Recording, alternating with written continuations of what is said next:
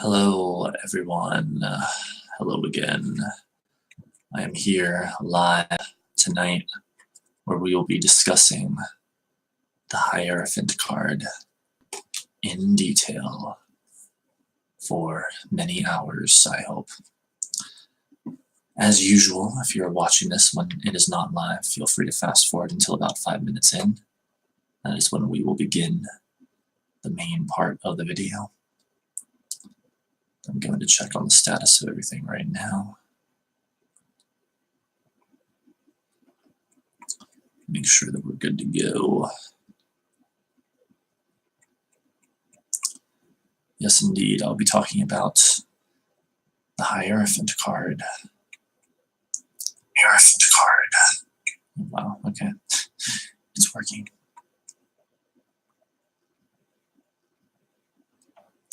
Very interesting card indeed, I will say. I'm going to save all my thoughts on it for the main part of the stream here very soon.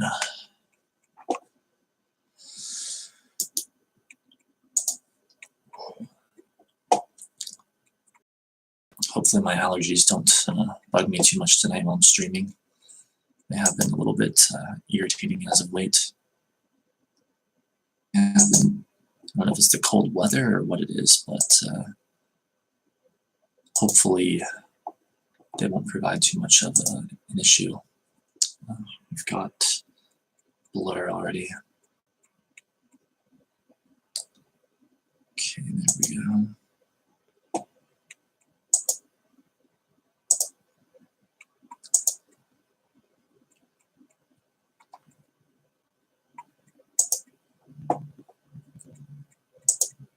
And today, I actually got up at the right time. Though I was still hoping I could be live a little bit sooner than this, but whatever. I'm here now, and that is all that matters. Let's see, I'm live.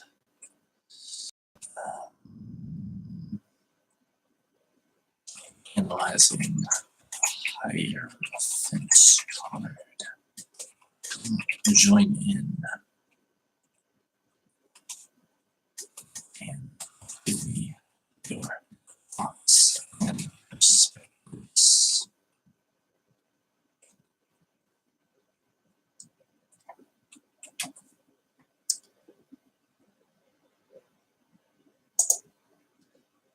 All right, getting that tweeted out right now.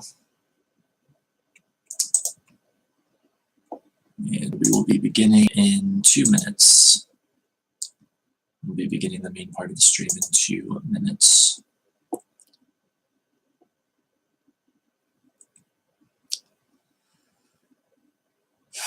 You know, I swear I feel good most of the time, but it's always when I go live that's like it's a little bit too cold in here, or I'm a little bit tired, or my allergies are bugging me, or whatever. It's like it's always when I go live, and basically all of those things are happening today. Oh, and I feel hungrier than usual too, but I don't want to take the time to eat now because I'm going to go live already, or be live already, which I now am, but whatever. Eating can wait until I have my lunch in about 2 hours. For now, I want to get on with this stuff already. Okay, tweet's looking good. And we'll be beginning in less than 1 minute. So, my phone back in the charger. There's still some strange and mysterious app or something draining my phone's battery, and I can't figure out what it is. Even if I go to the settings or whatever, 30 seconds. 30 seconds, we'll be talking about the Hierophant card.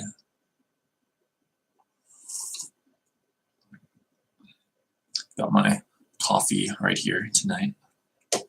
Should keep me alert and focused for the stream. Sorry. Again, allergies. All right. About 5 seconds.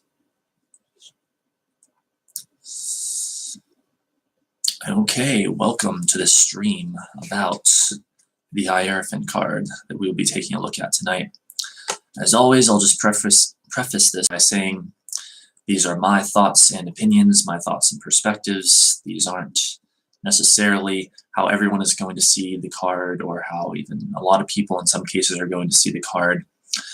My thoughts and opinions, indeed. I'm going to talk about the area of human consciousness that the card represents and reflects first, and then I'm going to talk about what it means in readings, just like always. And then I will take your comments and questions, and we'll look up additional interpretations, and I will be giving you my interpretation of the interpretations. So let's just get right into it, shall we? This is the Hierophant, card 5 of the Major Arcana, the 6th card that we are looking at, because the Fool is card 0. So how do I really start this out? How do I put this? Well, if there is one card in tarot that I might have a problem with, it is this card. And that is because while I'm mostly okay with it and everything, it is basically about this idea of a go-between, or a middleman between the individual and that which they consider divine. So like in religious terms, you would say like between the individual and God. And maybe more New Age terms, you'd say like between the individual and source. And in fact, in other decks, this card is known as the Pope. So that gives you some idea of it, I guess. But so that, obviously, let's get the hard stuff out of the way first. Like, that would be kind of an issue that I might have, because my whole message to people is always to find the answers within yourself, go within yourself. Don't rely on someone outside of you to be your guide to your spiritual experiences, or your experience with source, or that which so many people call God, or whatever. Like, I'm all about saying focus on developing yourself, like have your connection by yourself.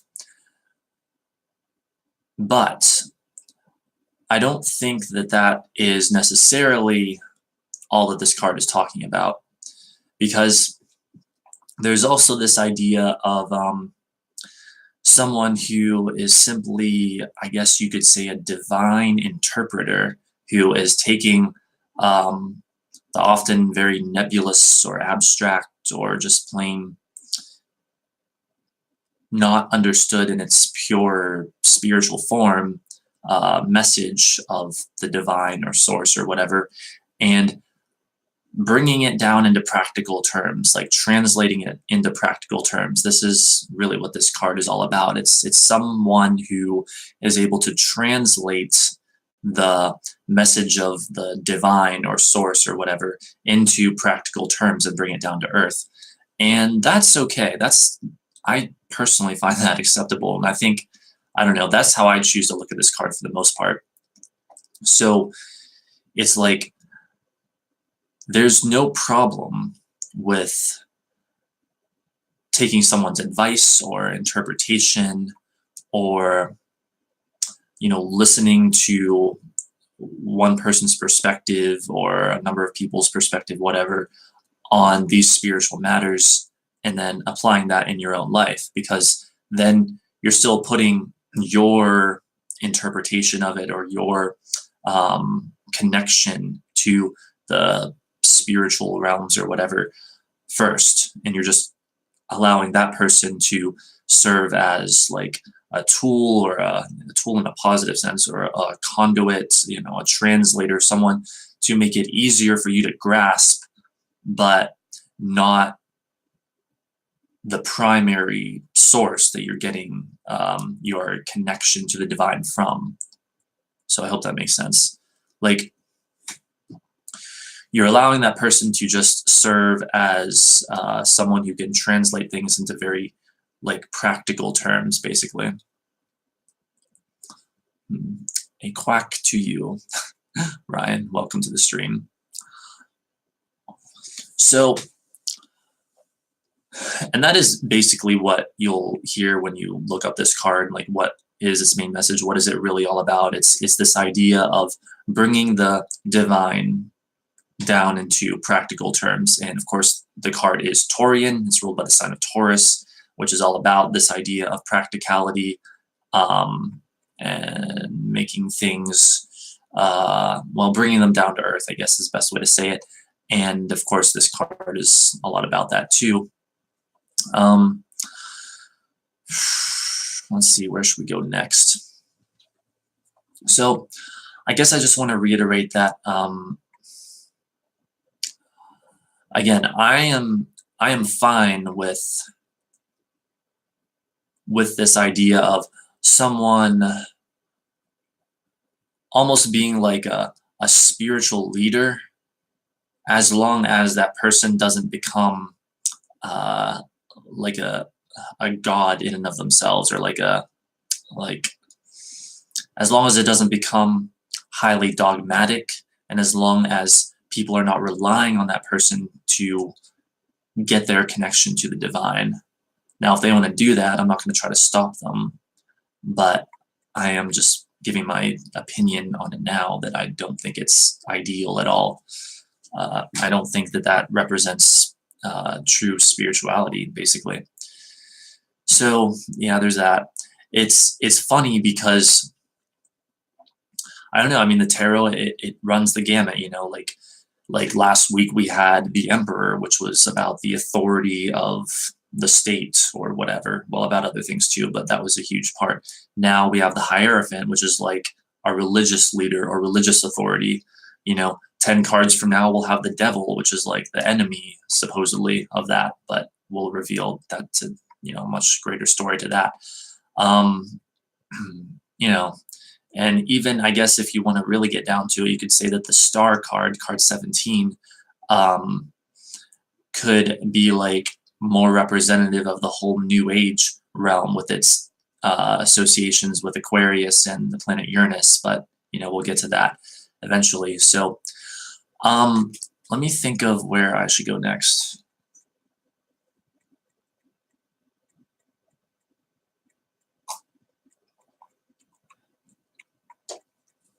Well, I guess one thing perhaps we should look at that's quite interesting about this card is that in representing this idea of a religious leader, whether you consider it right or wrong, or whether you believe in it or don't believe in it, agree with it or don't agree with it, like, I mean, my name's Poetic Heretic. I obviously have some serious what's the word, critiques, or at least incompatibility with religion. But this card, like being about the idea of a religious leader, is talking about that part of the typical human experience that is involved in religion and even dogma and stuff like that. Now, I'm not saying it's right or wrong. I'm just saying that it is a part, whether we like it or not, of the human experience for people to get involved in these religions, and believe in them and look to a religious leader about them. It is a part of the overall human experience. Again, whether you consider that right or wrong, it's just objectively speaking, it is there. And so where can we go from there?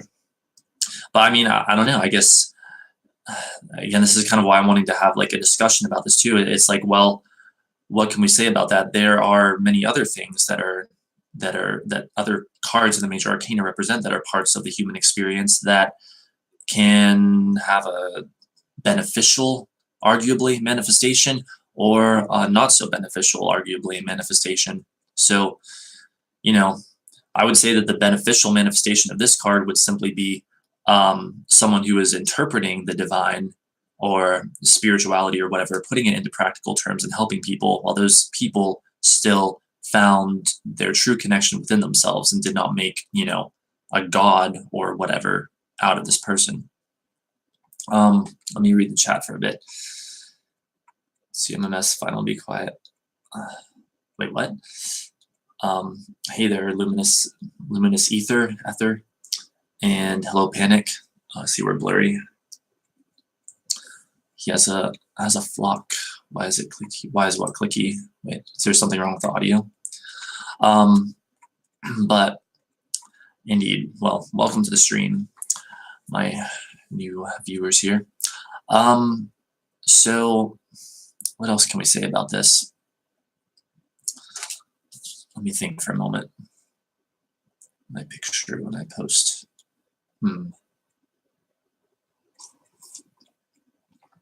I do not know. I do not know. But so anyway, yeah, that is, again, whether you consider it right or wrong, a part of the human experience, this idea of religion.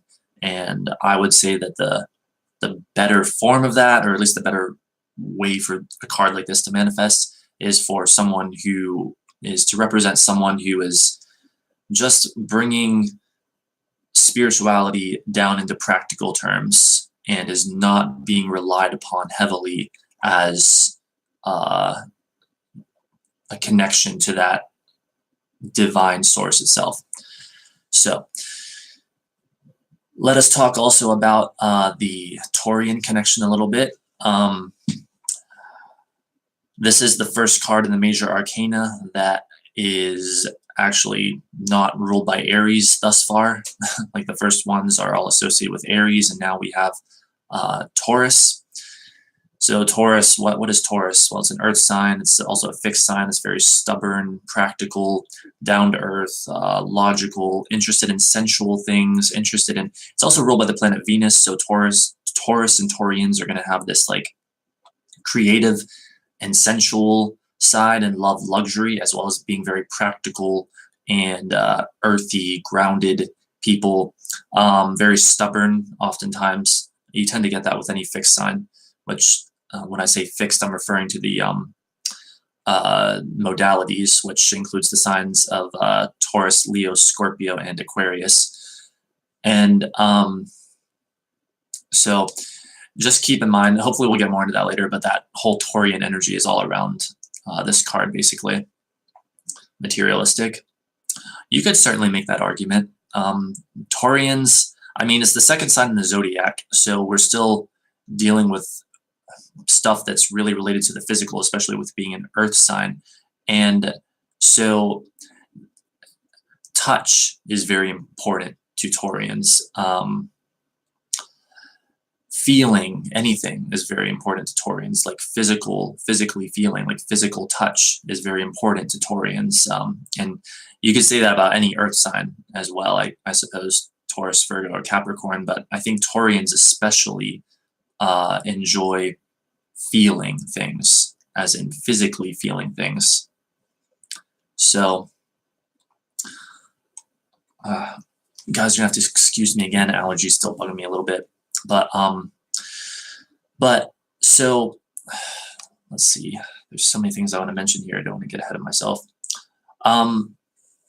Let's look a little bit at the symbolism now with this idea of bringing things down into the practical world, because we have these two figures here, which are obviously like paying attention to this figure who is the translator. You know, again, in other decks, this card is known as the Pope, which I find strangely amusing for some reason. But there's that, and then there's these keys down here, which I'm sure we'll get into more later. But if I recall correctly, and again, I'm not saying I'm some like, you know, mega authority on this subject or whatever, but if I recall correctly, the keys represent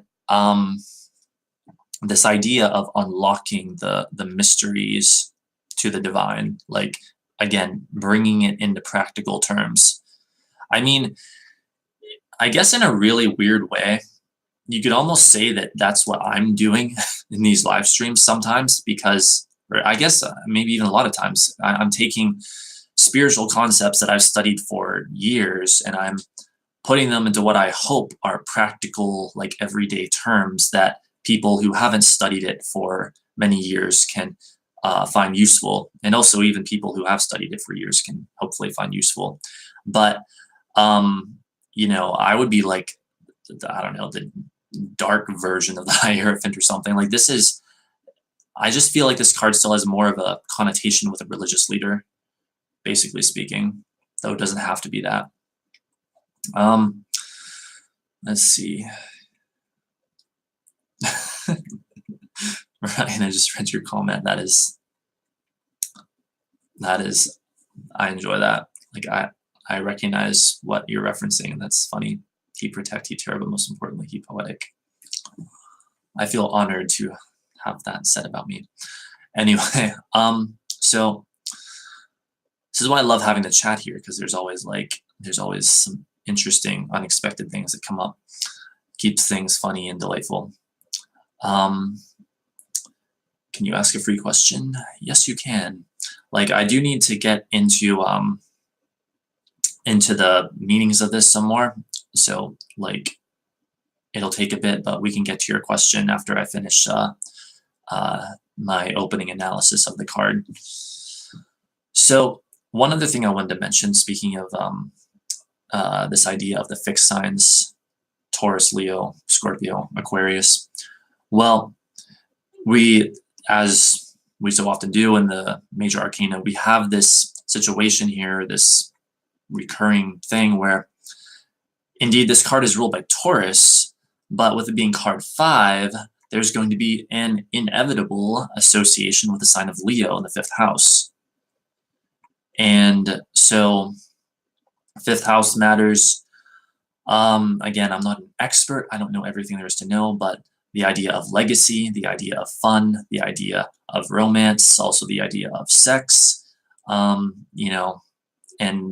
I guess you could say by extension, anything having to do with the sign of Leo, pretty much. There's going to be some level of association, like, of that with this card. Though as far as I can tell, the Taurian association, since it's officially ruled by Taurus, is stronger. But still, there you go. And funny as I'm saying that, I see I currently have 5 viewers and 5 likes. All right, so give me one moment, you guys. I do need a tissue.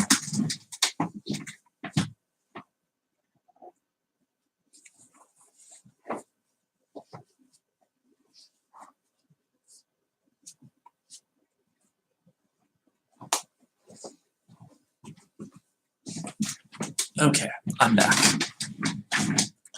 So, now I'm just going to talk about, let me fix that blur, what this card means generally in readings, and then I'll take the question from Mira, and then we will look up additional interpretations, and we'll also take any like comments or questions from you guys first if you have any more ones. So when you get this in a reading, or at least when I get it in a reading, what do I typically think of? Well, I think of the idea of practicality of belief systems. That's another thing with its, I guess, connotation with religion, you could say, belief systems. I think of how, like, if I get it upright anyway, like it's a good time to be in order, like keep things in order, use structure. I think the practical world, dealing with things practically, I think of, let's see, what else do I think of when I get this in a reading? I think of stability, like the importance of stability, and obviously it's going to depend on the question and stuff like that, but generally speaking, those are the things that are going to be brought up. Also, tradition and conservatism are very much a part of this card. And we'll get into all of this more later, but I'll include that here. That's basically what I think of most when I get this in a reading. Now, if it's reversed, this is an interesting situation, because when it's reversed, it's talking about the disruption of order. It's talking about very often rebellion and going against tradition and going against conformity and stuff like that. And I think, well, one of the first things I thought of, and it's weird because one of the books that I have that we'll be looking into later says almost this exact same thing. But one of the first things I thought of when I learned about this card and came to understand what it means when reversed is this is like the rebellious teenager. This is like the rebellious teenager who is going against authority and finding their own way. And that is not something that I condemn, by the way. That is something that I encourage. Maybe, sure, you can argue there's a time for almost anything, almost anything that doesn't hurt anyone else, I should say. But like you could argue that there's a time for order and structure and conservatism, but well, there's also a time for rebellion. There's also a time for thinking for yourself and going against the grain and going against the system or whatever, figuring out your own beliefs, figuring out what you believe. And so obviously someone like me is going to lean far more in the direction of that, the reversed meaning of this card, than the upright meaning. But I'm not wanting to push against the upright meaning either because, well, for a number of reasons, but I'll just say for now it has its place. It has its place. And it also talks about this idea of belief systems. Obviously that's huge. As I often tell people, your beliefs form reality. So hopefully we can get into more of that later, but yes, that is my overview of the Hierophant card. So let's see what you guys are talking about. Let's see. Your allergies are acting up too, luminiferous. I am sorry to hear that. I know your pain. I feel your pain. I lost communication with an Aquarius, I think, in April. I don't know why I feel so strong connection to him. Will he come back? Why do I think a lot about him? I'm really not waiting or anything. It's just thinking. Okay, yeah, we can do a little Celtic cross reading here in just a bit on that.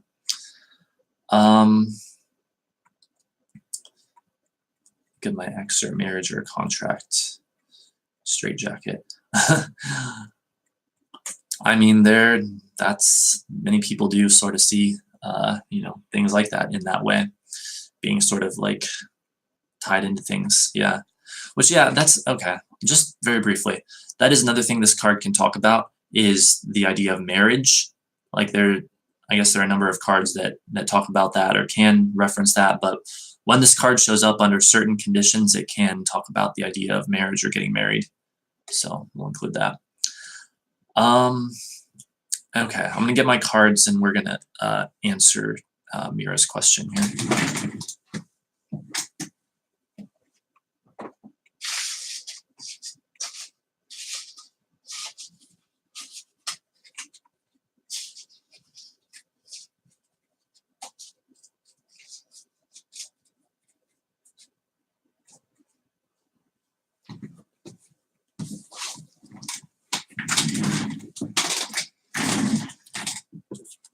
All right, this should be fun.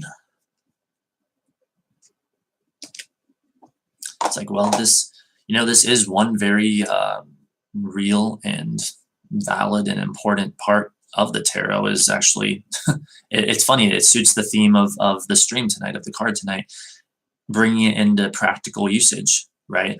Like actually using the cards for actual readings and getting actual information and insight from them is indeed taking this nebulous, seemingly abstract or whatever spiritual stuff and putting it into practical terms.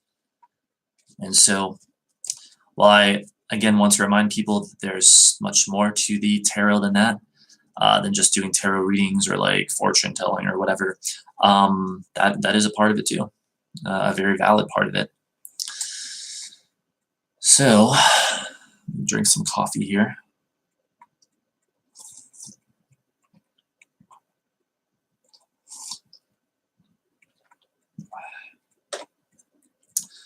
Original GameCube AC, so relaxing, calm, great stream so far, Mr. Poetic. Thank you, Ryan. And we're blurry. Let's fix that. Stopped reading online, though my energy's messed up. You mean like tarot readings? Interesting. All right, well, anyway, okay. Hello, Joshua. Welcome to the stream. So, Mira asked a question. I lost communication with an Aquarius in April. I don't know why I feel so strong connection to him. Will he come back? Why do I think a lot about him? I'm really not waiting or anything. It's just thinking. So we would like a Celtic cross reading answering Mira's question about this person. Will he come back? Why does she think a lot about him? And really not waiting or anything, just thinking. All right, we would like a Celtic cross on that.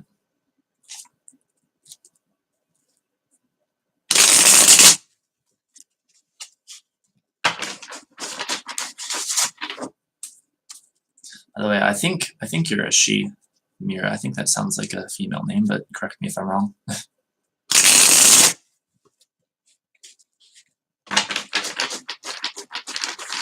So, name is Ines. Wait, I'm so bad with names. I'm sorry.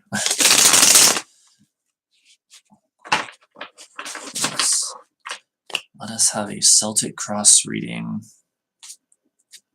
on this question.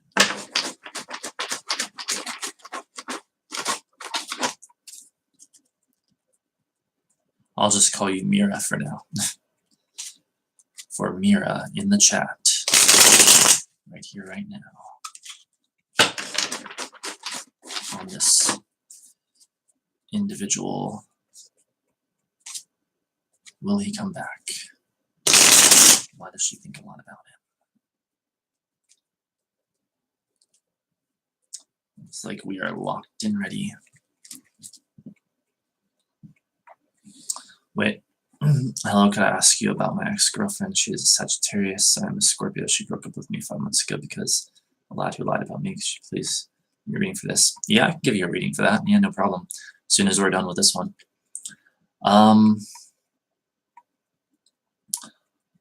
All right, so I feel like I'm missing comments waiting for the court case to be done. Well, that sounds intense. Well, I hope that goes well for you. All right, let's see here. Current outside influences, the Magician, the Challenge, the Wheel of Fortune, reversed. Underlying energy, Knight of Pentacles reversed. The Past, the High Priestess, Hope to Achieve, the Five of Swords reversed. The Near Future, it's a card of the night, the Hierophant. Attitude or position, Six of Cups reversed. Outside force coming in, Page of Wands. Hopes or fears, Justice, and the outcome, oh, we're blurry, jeez. And the outcome is the King of Pentacles reversed. All right, so let's see here. So I'm gonna just scroll back up and reread the question. Come back when you think about that. I'm not waiting for anything, it's just thinking. This communication with Aquarius in April, okay. Strong connection, will come back, okay. Let's see here.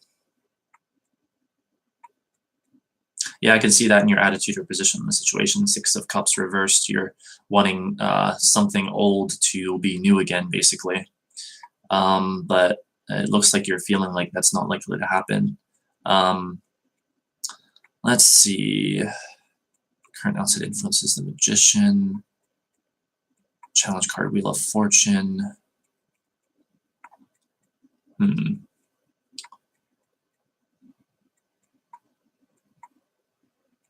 Well, let's see. He's an Aquarius. You do have the Page of Wands as the outside force coming in, as if to suggest that there's some new someone or something coming at you, but I don't know if it would be this person. Not that this person, well, this person isn't new, but you know, like some thing coming at you, but it doesn't appear to be that person unless they had a very fiery side, like a fire sign side. Is it good? We both are Aquarius, by the way. Is it good? Well, I mean, it's not bad, at least overall. So I'm trying to decipher the nuances of it. Let's see, what you hope to achieve is a Five of Swords reverse, so like an end to this sort of separation, which indeed you have said. But I mean, with the final outcome card being the King of Pentacles reversed, that's like saying that things won't be quite the way you want them with the reversal. But hang on, what if I drew an 11th card? It's a little unclear. Strength reversed.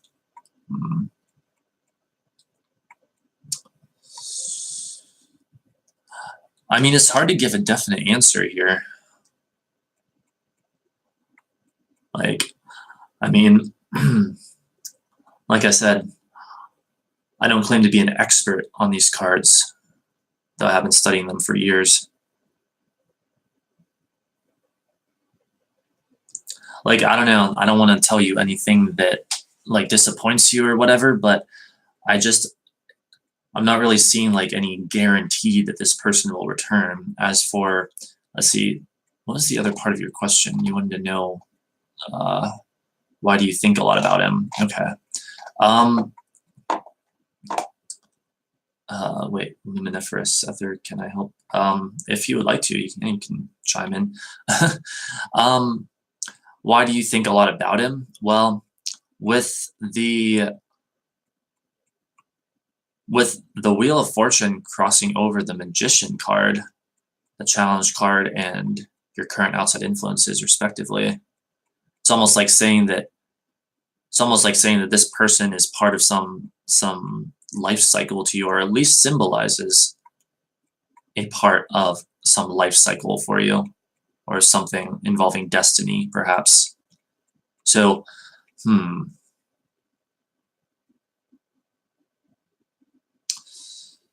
But as for whether or not the person literally is that, I don't know, if I'm being honest.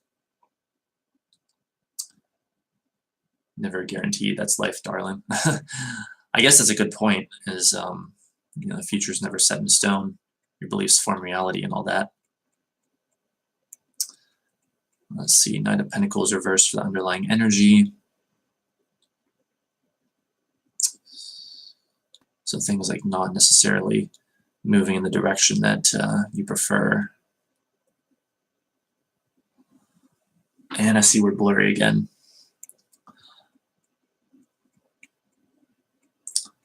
Six of Cups are past life. Sometimes it's child abuse. Well, she did get that for her attitude or position in the situation. Six of Cups reversed. But, yeah, I don't know. That's probably about the best I can tell you about all this. Nine of Pentacles, Virgo all day. No, she didn't get the Nine of Pentacles. She got the Knight of Pentacles for the underlying energy. Let me try to fix that blur again. So, I mean,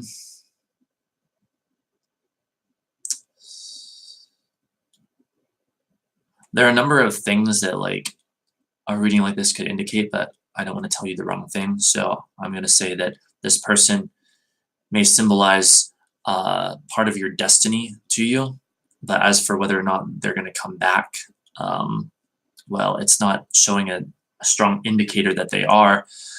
All it's showing is an indicator of someone or something representing like inspiration or something new, something exciting coming at you with the Page of Wands, the outside force coming in. But if that was representing a person, it would be a fire sign, most likely anyway. Unless this Aquarius that you're talking about is also like a fire sign moon or fire sign rising, then maybe it would represent this person, but we'd have to have his information basically. So be more methodical and merciless, slow down, stop and smell the roses. Yeah, I think you're saying that in response to the Knight of Pentacles reversed. And yeah, that makes sense. But you got both the Knight of Pentacles reversed and the King of Pentacles reversed, both Earth sign court cards, which could indicate why does my camera keep doing that? Which could indicate problems with an Earth sign male. So I guess that's about the best I can do with this one. Do you have any questions about it? Anything else I can look into? Other than that, let's see, we had a question from Joshua, which we will get to next.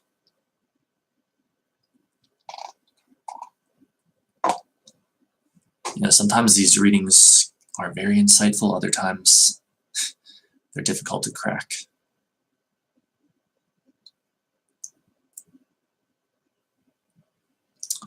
All right, so don't think, I don't know if Mira has a question or not.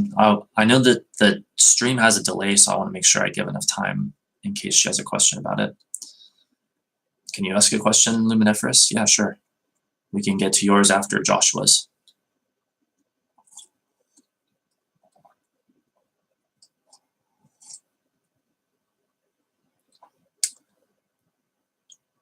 Coffee needs stirred up again. But anyway, all right, looks like we can get to Joshua's question now.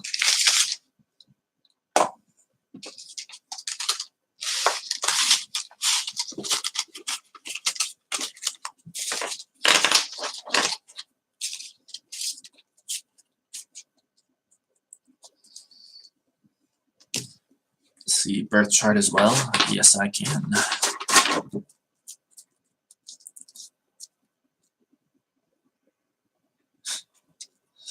Apologize for the blur. I don't know why it's plaguing us so much tonight. Usually it's not that much of a problem.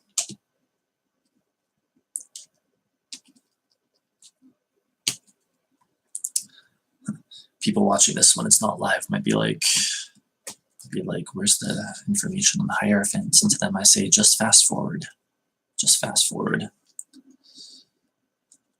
Or maybe, I don't know, will this be entertaining to watch even when it's not live, I wonder? Let's fix that blur. Good.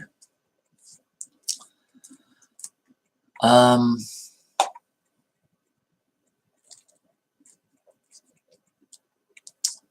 right, so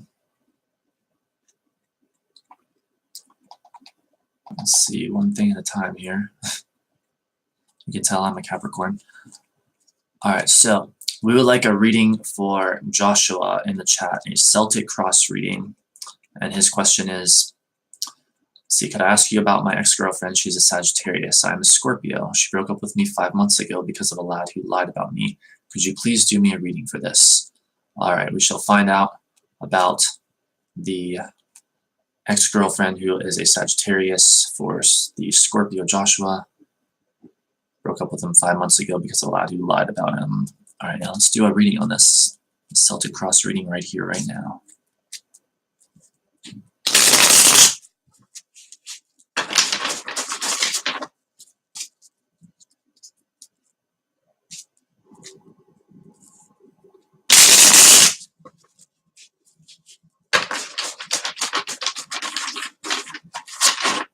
I guess I should scroll back down. All right, let me fix that blur. So we would like a reading for Joshua. Celtic cross regarding this situation with his ex-girlfriend and a liar. I almost thought they locked, but not quite. Let us gain insight into this situation. The ex-girlfriend and the deceiver. And they are locked. They're really locked. All right. Here we go. The great betrayer. See, now you guys are getting poetic, just like I tend to do, or try to. Outside influences, King of Swords. Challenge card, Two of Swords reversed. Underlying energy, Eight of Wands. There's your Scorpio energy. The past, the Knight of Cups. These cards never cease to amaze me. Hope to achieve, Three of Cups reversed. Near future, Page of Swords reversed. Wow, this is weird.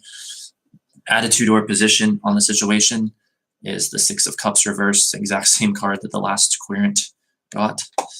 Outside force coming in, the Chariot. Hopes or fears, Four of Pentacles reversed. And the outcome is the Two of Wands reversed. So let me take a look here. You're talking about this idea of someone who lied about you, who is now with your ex-girlfriend. She's Sagittarius, you're Scorpio.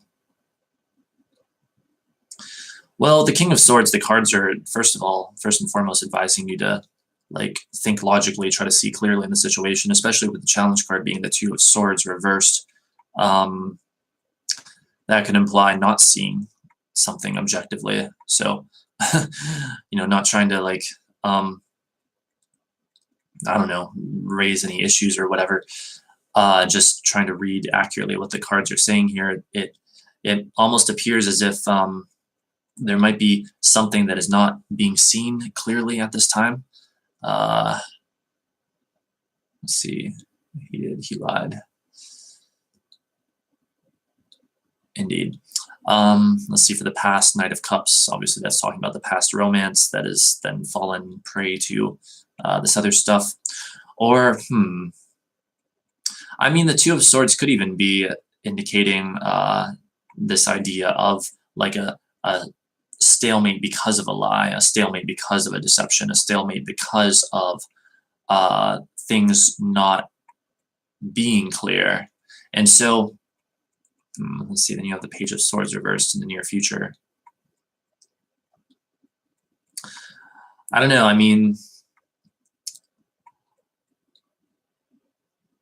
I'm not sure what all your, if you're looking for a specific, something else specific about the situation, but it's almost like the cards are maybe asking you to clarify the situation yourself, perhaps. I'm not sure, but that would be an interpretation, because we have all of this air energy focused in the outside influences, challenge, and near future cards, as if saying think logically, think clearly, or even communicate what you know to be true, or communicate your objective viewpoint about the situation to those who need to hear it, especially with what you hope to achieve being the Three of Cups reversed, as if implying a blockage in stuff having to do with social gatherings, stuff having to do with other people. And of course, this is a situation where there's 3 people involved mainly. So, and then 3s are the number of communication to make it even more intense. So it's almost like saying maybe they want you to communicate these things or something. Wait. Been thinking about it a lot.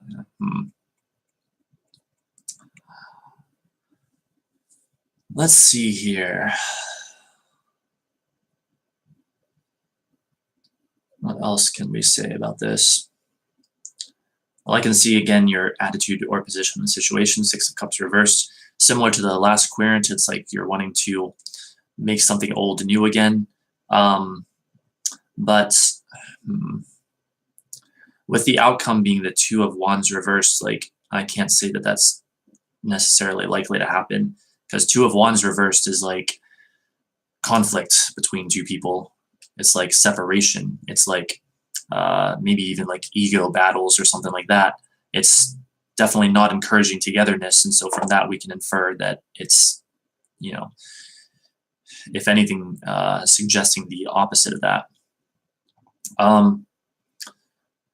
Wait, find out if she will contact me in the near future.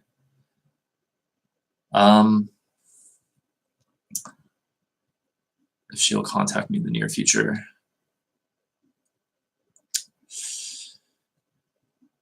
It doesn't exactly look likely, from what I can tell, especially with the near future card being the Page of Swords reversed, indicating an energy blockage in that area. And then the outside force coming in, you have the Chariot, which suggests willfulness and determination, does not necessarily suggest communication, however, unfortunately.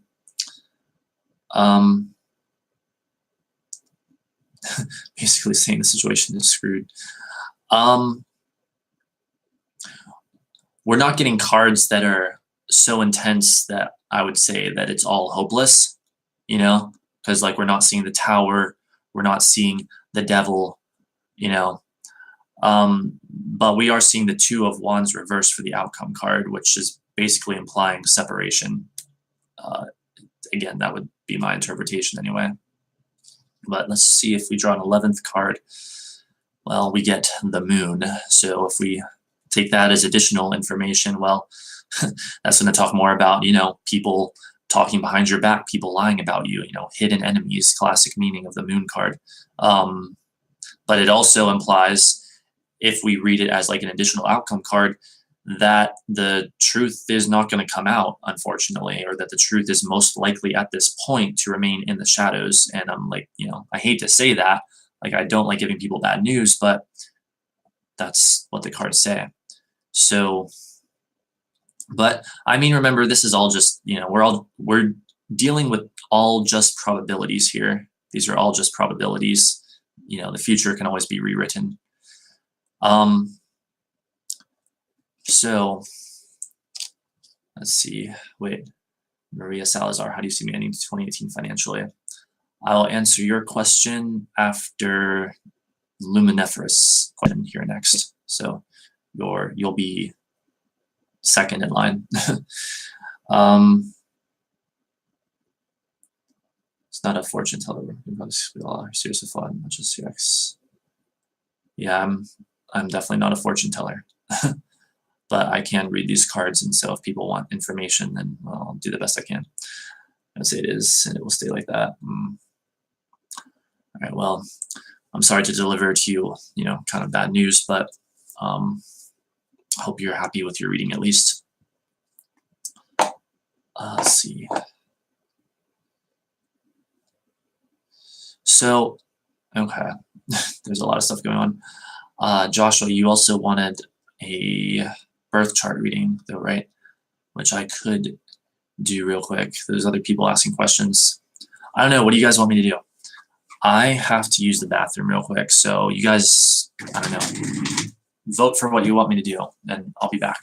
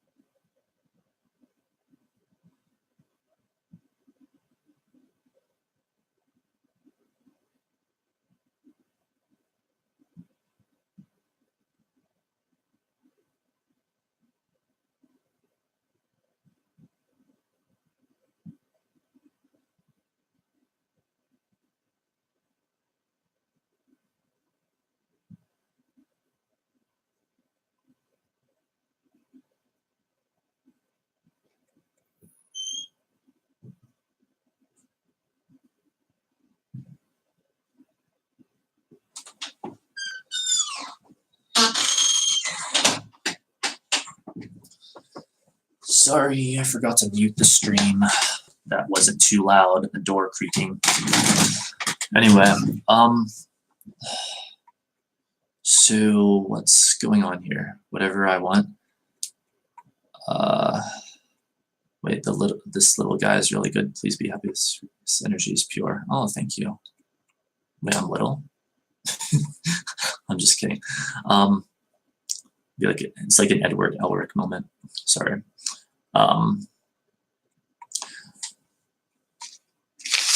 Okay, so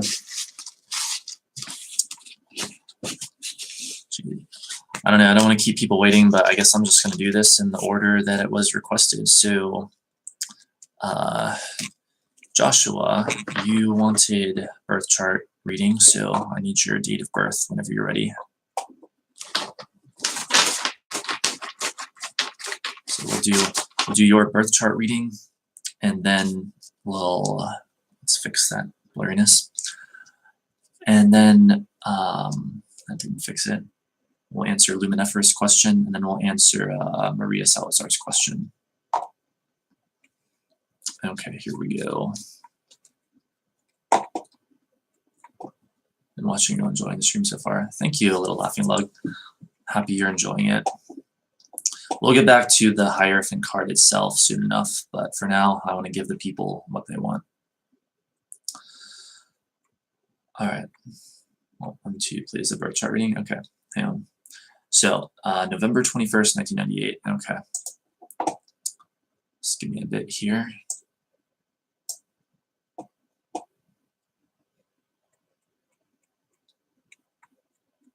Let's see. Should I use this program or should I use the website?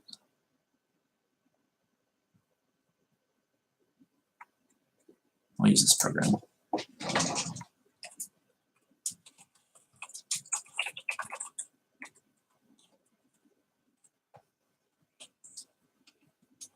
November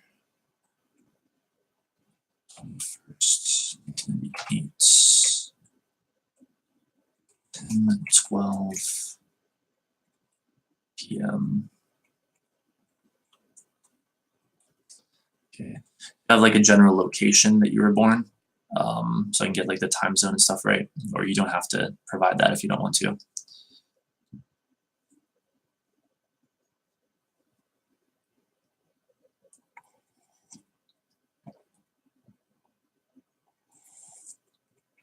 Okay, Birmingham, UK.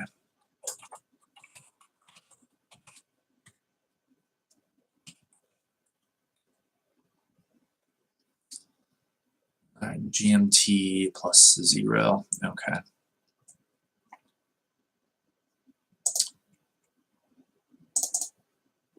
Yeah, let's take a look here. Double check all the information. November 21st, 1998, 10:12 p.m. Birmingham, UK.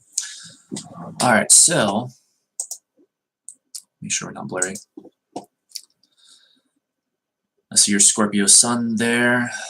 You also got Chiron and Scorpio, Venus and Sagittarius.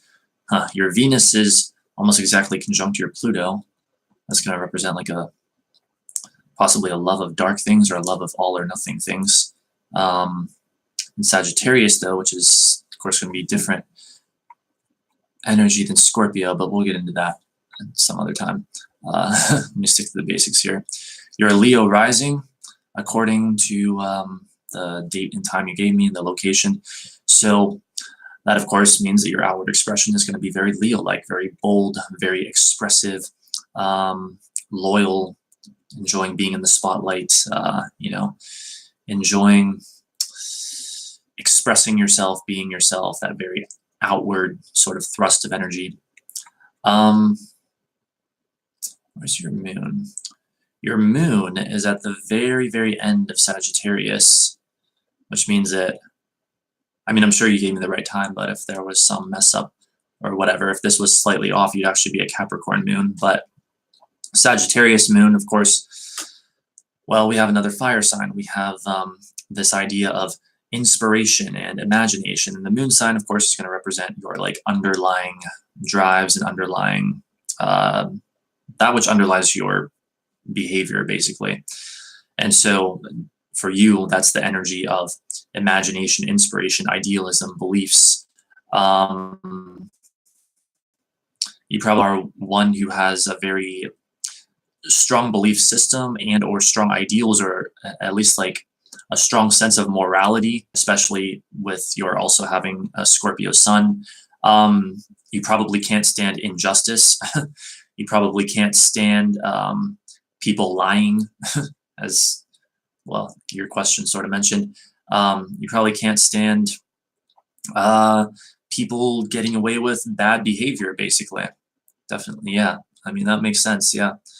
I've I've dealt with this energy of someone who's a Scorpio sun and Sagittarius moon before, and I know how such a person tends to be very passionate, like very passionate about the truth, and not letting people get away with bad behavior, which I admire.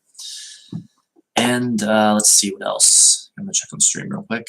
Okay, looks like you've got a grand trine going on here between your moon, your Sagittarius moon, your Saturn in Aries, and your North Node in Leo, a grand fire trine. So that means that in addition to your Scorpio energy, you've also got a lot of fire energy. So you don't just have the wateriness, the emotionality of Scorpio, you've also got the intense passion, willfulness, and desire to take action of all of this fire energy, basically speaking. Let's see what else. Where is your Mercury? Mercury in Sagittarius as well. All right, so that's going to have you thinking like a Sagittarius, which means that your thoughts are likely to be very expansive, very imaginative, very idealistic. You think big, you think large, you think to far-reaching degrees. You may even think long-term, I suppose you could say. Let's see, your North Node being, I'm just jumping around here, sorry. Your North Node being in Leo means that your life purpose in this life is going to tie into Leo in some way. It's also in your first house, which is very interesting, the house of the self, the house that is all about you. And so there is a strong connection here indeed with your life purpose being about a focus upon yourself, perhaps self-discovery and things of that nature. First house matters, I guess you could say. See, the stream's still looking good. Okay, good. Let's see. You also have Venus in Sagittarius. So again, we have that Sagittarian energy, but that also means that your likes and dislikes relate to that. You love Sagittarian things. You love things that are big, things that are far-reaching, things like that. You enjoy stuff like that. And you may even have a love of travel, especially long-distance travel. That can also manifest in that way. Let's see, Mars in Virgo. Ooh, you're probably a very hard worker. Probably a very hard worker, or at least willing to be very, I suppose the word would probably be persistent when it comes to your day-to-day activities and like chores and duties and stuff like that. You're probably willing to put forth a lot of effort in that area, the more like, I guess, almost mundane areas of life. It's also in your second house, and so you probably give a lot of energy to both relationships and finances, basically speaking. Let's see, what else? The Chiron and Scorpio. That gets into a lot of stuff. Probably too much to get into right now. Jupiter in Pisces, which means, at least in theory, that you're going to experience growth and expansion through spiritual things, through the spirit realms, through the non-physical realms, through perhaps even things like this right now, like tarot and stuff, or through spirituality in general, and even possibly through an idea of surrender, or learning to accept things and stuff like that. Like you'll experience growth through those things in particular, all those Piscean elements. Describes me so far. Good, good. And your Jupiter is also in your 8th house, which, if I'm not mistaken, can indicate quite focus upon sort of the dark side of life. And of course, with your being a Scorpio, that's just going to be intensified further. And so, you know, even like occult things like we're talking about now, tarot and astrology, you're likely to have quite the focus upon that. It's likely to be some kind of a big part of your life. But then there's, I guess, the eighth house, you could also say, deals with power dynamics. And so the issue of power could be big to you in your life. The eighth house deals with secrets. Secrets, another big thing in your life. And of course, death and what do they say? Death and taxes, eighth house. No, death and other people's money, most often, I think, are what they say. So other people's money and business, I suppose. And so that's going to be, those things in general, at least, are likely to be quite the influence in your life, quite the spotlight. And you may experience growth and expansion, Jupiter, through those things, those eighth house matters. Dark side of life. Yeah, like all of this, anything that's occult, anything dealing with unconscious issues, you know, deep emotional issues, things that people don't normally talk about, things that are hidden. I mean, the 12th house is really what talks about things that are hidden, but the 8th house can somewhat as well. So, you know, things of that nature, I suppose. Let's see, how are we looking here? So, your moon is in your 5th house, so that's going to associate your emotions with a desire to have fun and be expressive and stuff like that. And since it is in a trine with your North Node in Leo, that's just going to emphasize that further. I think that fun and expressing yourself and being bold is probably a very big part of your life. And if it isn't now, then it likely will be at some point, and it will tie into your life purpose in some way with that North Node in Leo in the 1st house. So, I mean, I could keep going, but I think those are some of the most important things. Oh, other than your midheaven is in Taurus, so when it comes to career things, you're probably very practical-minded, very hardworking, very steady, very focused. You probably are drawn to careers that are like down to earth, basically speaking. And Saturn isn't too far from your midheaven point either. I don't know how much it would be influencing it. It's about 4 degrees away. But if it is, that would only add to that energy, with Saturn being the ruler of fellow Earth sign Capricorn, and Saturn, you know, talking about all this order and structure and practical things, you know, working hard, things of that nature. Damn, this is really cool. Thank you. I'm glad you think so. All right, so guess that about wraps that up. Let's see.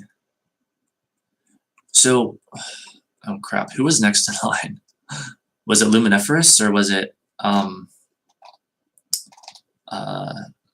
Maria Salazar?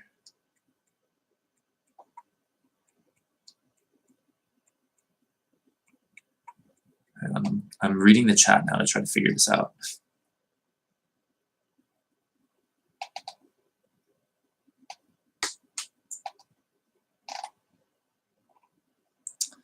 Thank you, man. You're welcome, Joshua.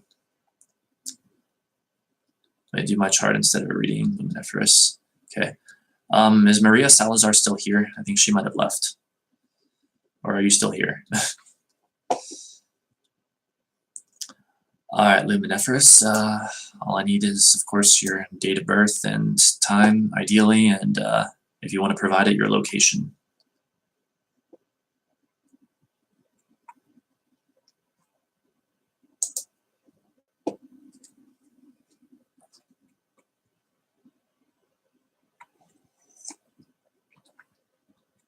Sipping some coffee here. also going to check some stuff here briefly while I wait.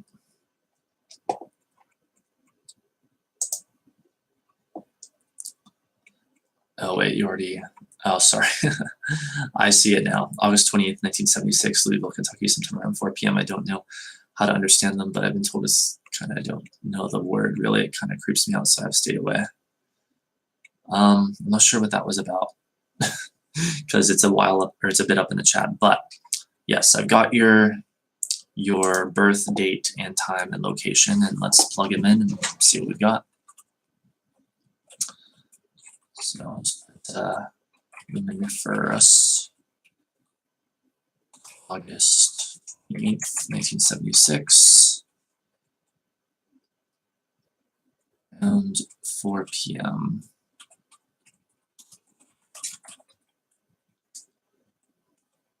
Louisville, Kentucky.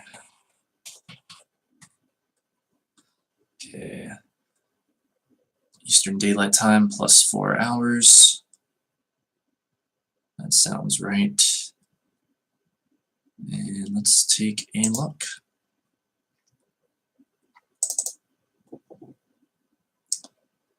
All right, let me scroll back down in the chat, see what you guys are talking about. Should you get super chat? I'd love to donate. Oh yeah, I saw someone ask about that earlier.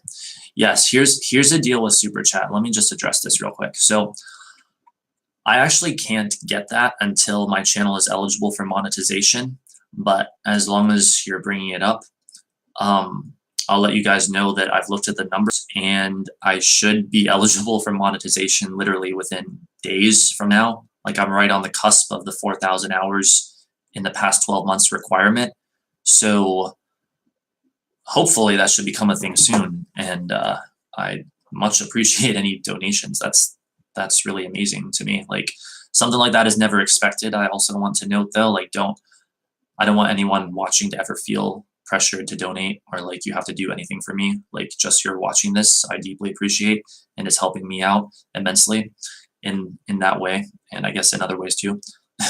But yes, like that will be coming soon. At least it should be, unless YouTube didn't approve me for monetization for some reason. But I don't know why they would, especially when my channel was monetized in the past and talked about far more controversial stuff than I talk about now. So I think we're good, hopefully. Hopefully it's coming soon. And I deeply appreciate that too, by the way. I deeply appreciate that. It's like, I have a way of making money, yay. Hang on. It takes forever. Do you have a PayPal link for donations? Could put it in your description. Oh yeah, maybe I should look into that. That's interesting. I didn't think of that before. Thank you. Ryan says quack. A quack to you too, Ryan. Well, I'll look into that PayPal thing soon here, maybe even while we're on stream if things slow down a bit. But if not, then when I get off. But right now I'll look at luminiferous needle chart here and see what we have.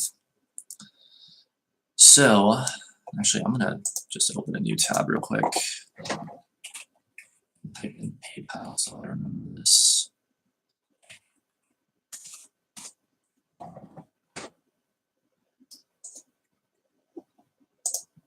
Okay, that'll work. All right, luminiferous, here is your chart in front of me. So I see your sun in Virgo, so you've got that very detail-oriented, analytical, practical vibe going on. That's how you focus. In fact, focus is, I'm sure, a big part of your life, especially with that being in a square to your Jupiter, which is going to magnify it, though in a potentially stressful way. Maybe sometimes you might find that sometimes you can be almost too analytical, or maybe like it gives you a headache or something like that, or not. Like it depends how well you've learned to work with that energy, I guess. You could have harmonized it by now, especially with being Jupiter. PMAP Pants, I'm so excited. Well, I hope you don't do that, but I'm happy you're excited. You are a Sagittarius rising, so your outward expression is going to be big and expansive, imaginative. Again, we have this idea, like I was mentioning earlier, you're probably someone with a lot of beliefs and ideals. You like going far. You may sort of exaggerate things, it's like exaggitarius. It's like that, I've kind of heard that before. But yes, you have that far-reaching side to yourself, basically speaking. And let's see. Your moon sign is Libra, so moon in Libra. So sort of like your underlying drives and stuff like that are going to be very logical, very balanced, or at the very least seeking balance. And you're probably a fairly diplomatic person, or at least your motivations are of that nature. Your emotions try to find balance, try to find harmony. Like, I don't know. I mean, I'm a Libra rising myself, and you're a Libra moon, but I'm a Libra rising, and I think like the sign of Libra almost seems not so much about balance per se, but about seeking balance is kind of my take on it. It's almost like more about seeking balance than like Libras automatically being balanced people, because I don't think Libras are automatically balanced people. I don't think anyone is automatically balanced, actually, except for maybe a very, very, very lucky few.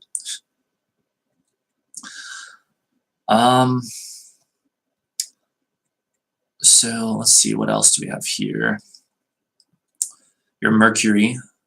Oh wow, look at this. Your Mercury, Mars, Pluto, and your moon are all there in Libra. So you're also going to think very much like a Libra, very logically, very diplomatically, seeking kindness, seeking harmony with people. And then Mars being in Libra means that you're like aggressive side, you're the part of you that wants to do things, that wants to go out and create, is going to be very, very Libra-like as well. So you probably take action only on things that make sense to you, that are logical to you. Like you act on only those impulses that make sense to your rational mind, I would imagine.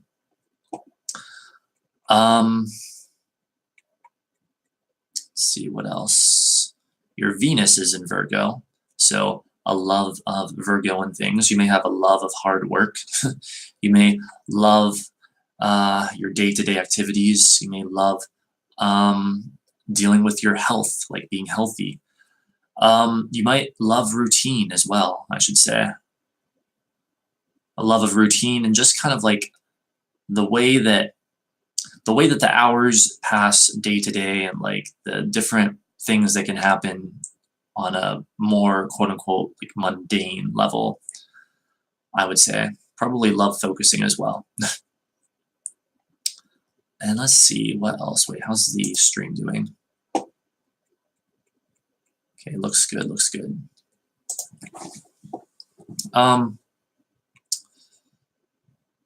What else can we say here, however? Jupiter in Gemini, right at 0 degrees of Gemini. So that's like saying that you'll probably experience expansion in your life, or probably do experience expansion and growth in your life through Gemini and things. And that's another air sign like Libra, so it's going to talk about logical things. But Gemini, of course, is more playful, more curious, can be mischievous and stuff like that. Also very, very interested in information, so expansion and growth through collecting all kinds of information, all kinds of data. That's in a trine with your Mercury and your Mars, which are conjunct, by the way. I didn't mention that yet. Or wait, it's also in a trine with your Venus, which is interesting. So let me try to unpack this. Wait, Poetic, have you read mine before? I'm not sure if I have, Little Laughing Lug. I'm not sure. I mean, I could always read yours again if I have already, like if you want me to. So let's see, back to luminiferous chart here. Jupiter trine Venus, first of all, is just going to magnify all those Venusian things, a love of luxury, a love of money, a love of beautiful things, a love of beauty in and of itself, a love of creativity. Relationships like romance may be quite important to you if it manifests in that way in your life. Otherwise, again, we have the idea of creativity and beauty. Jupiter, well, first, okay, let's talk about your Mercury-Mars conjunction in Libra. Very interesting. So you have a lot of drive. You have a lot of aggression to your communication, which actually we can even see it now in the chat. If you guys look, like luminiferous is actually the most common commenter in the chat right now. So we're literally seeing the astrology manifesting live right here, right now, with this Mercury-Mars conjunction. So indeed, very, very energetic about communication, and quite possibly also very energetic about thinking, about your thoughts, about your mental world, which probably is pretty intense, or as well, it's intensified even more by your having the sun in Virgo, by that Virgoan energy that's already like hyper focused enough. So yeah, I would say you've got a lot of mental activity, a drive to really express that mental activity and the various thoughts that you have. Wait, so what are you guys talking about? It's Gemini posting docs in the chat. Right, there you go.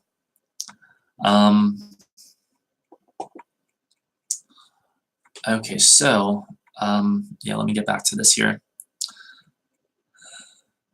But so when you have, though, your Jupiter at 0 of Gemini trining your Mercury-Mars conjunction at 2, both at 2 of Libra, well, that's just going to amplify that even more. That's going to take everything I just said about the Mercury-Mars thing and turn it up like a lot. So that's another thing that you very much got going on, a lot of that mental activity and everything. But so anyway, let's see. Wait, little laughing bug. Okay, I will check out your chart here very soon. What else can be said about luminiferous, however?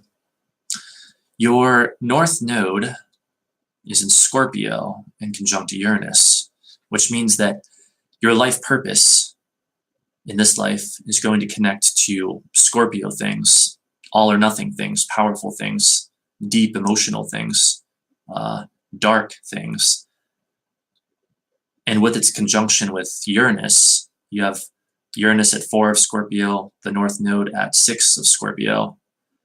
That's also going to connect your life purpose with rebellious things, with different things, with shocking, unexpected things, with perhaps even weird things, with odd things, with perhaps even crazy things, perhaps even a life purpose connected with great, intense mental insights and revelations that hit you all of a sudden and are tied into your life purpose in some way, shape, or form. All right, stream looks good. Chiron in Taurus, and in your 4th house. So your wounded healer area of life is having to do with Taurian things, the practical world, and 4th house things, self-protection, security. So that's a huge area that we probably shouldn't dive into right now, or we'd be here for quite a while. Let's see. Jupiter in your 5th house. So you probably really, really love to have fun. And that's also going to emphasize like romance quite possibly being very important to you as well, along with the Jupiter trine Venus thing that we mentioned earlier. Let's see, what else could we possibly say about that? Actually, let's look at your Saturn and Sun, both in your 8th house. Now, your 5th house is a mess. Well, I'm just seeing Jupiter here, although could turn on more points. Looks like you're, wait, never mind. Your Saturn is in Leo, and your Sun is in Virgo, of course, but they're both in your 8th house. And so, without getting deep into that, that's basically going to put an emphasis on 8th house matters, shining a light in the dark, including occult things like astrology and tarot, as we're talking about tonight. You love to dance and have sex. That's definitely Jupiter in the 5th house and in Gemini. So let's see, what else can we say about particularly the Sun in the 8th house? Well, I mean, you shine a light into the dark, you know. You probably have a love of possibly secrets, possibly business dealings, and or dealing with like money in some way, or like other people's money, you know, business, things of that nature. You may be interested in power and power dynamics, maybe even how to gain like spiritual power for yourself, if that makes sense. With your 8th house Sun in a half square to your Moon, that is going to put tension, however, between your ego and perhaps that love of 8th house matters, so power, dark things, secrets, stuff like that, and your emotions, particularly as they relate to finding harmony with other people. There's a significant conflict there that you may or may not have resolved yet in this life, depending on how well you've learned to work with that energy. But yeah, there's a half square there, and half squares can be pretty intense from what I know. Let's see.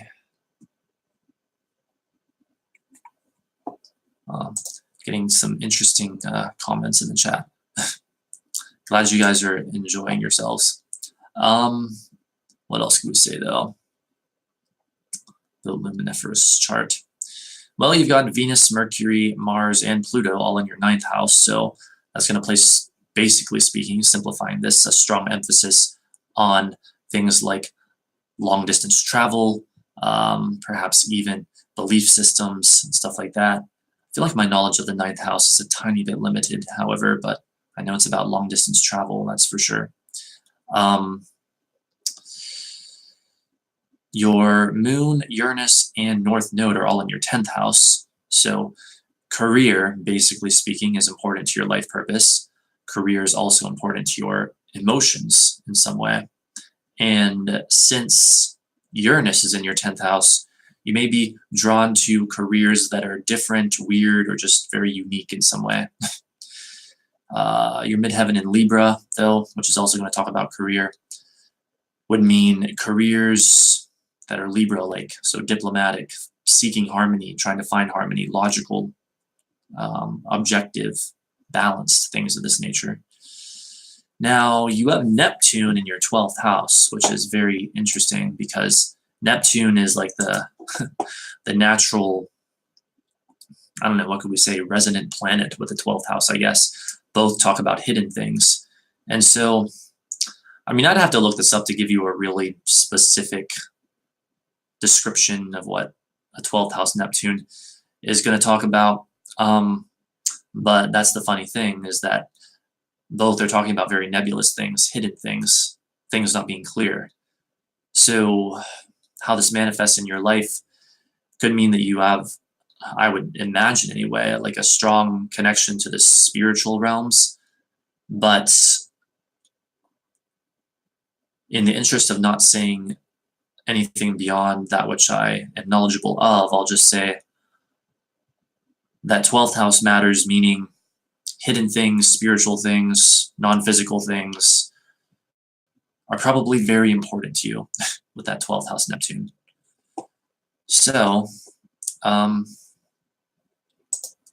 where are we? I guess that about completes that.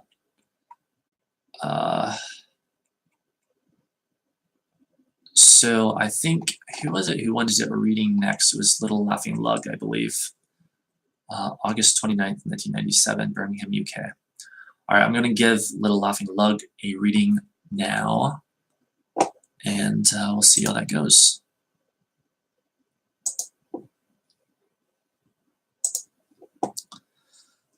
Let's see here.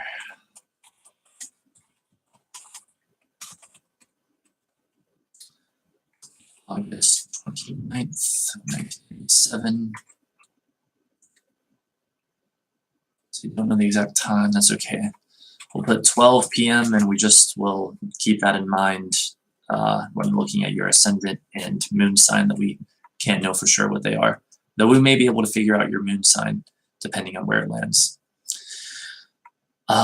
Okay, and Birmingham, UK.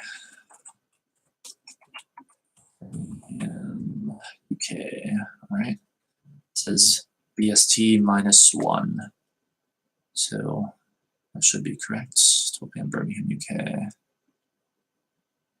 Okay, let's take a look.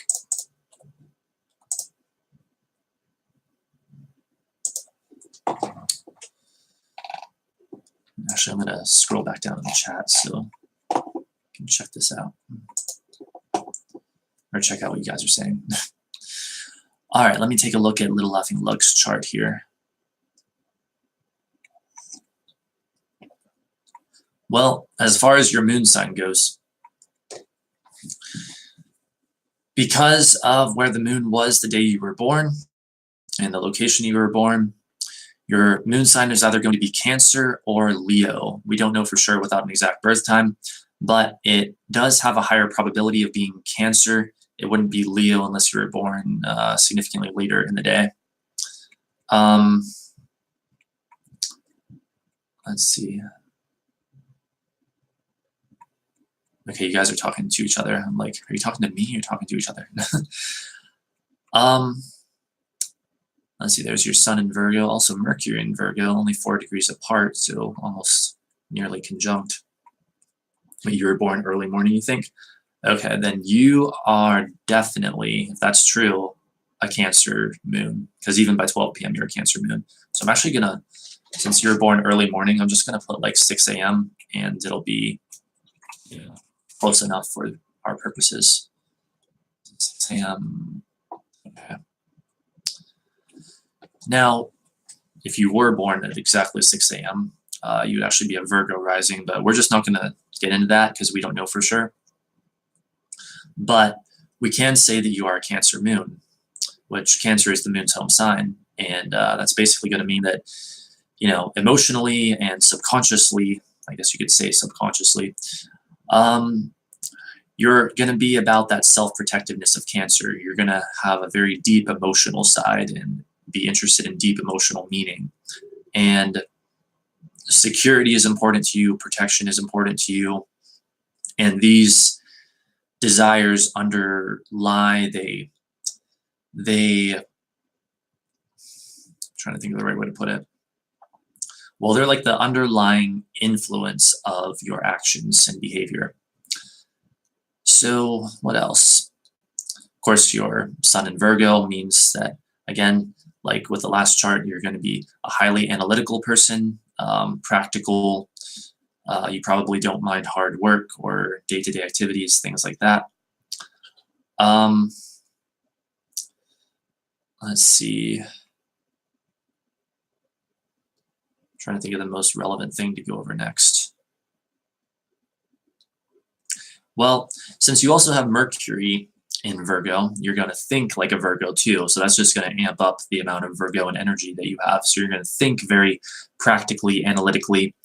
You probably analyze the details out of things almost like crazy, I want to say, having both the Sun and Mercury in Virgo. And you, let's see, how am I wanting to put this?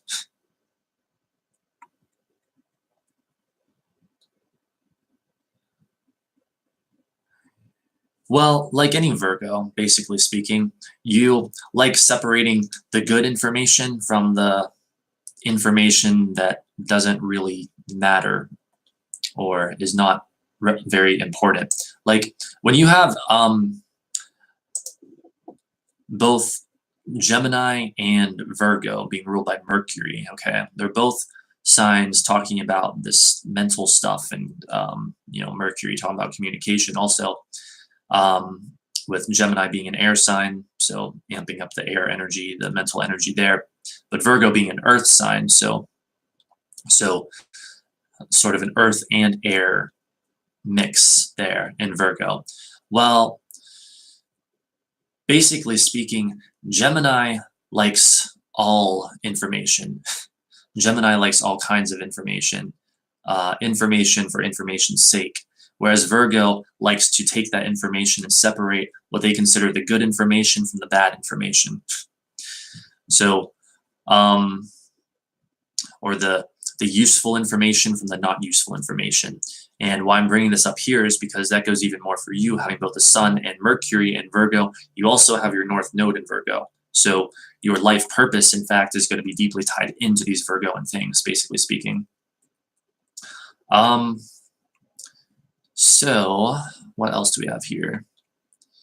Your Venus is in Libra, so a love of Libran things, a love of, well, I say in this case, especially with the Venus ruling Libra and the Venusian associations, luxury and money and beauty and these kinds of things. And then when we look more at Libra, perhaps a love of logic, a love of diplomacy, a love of finding harmony with others, of seeking harmony with others.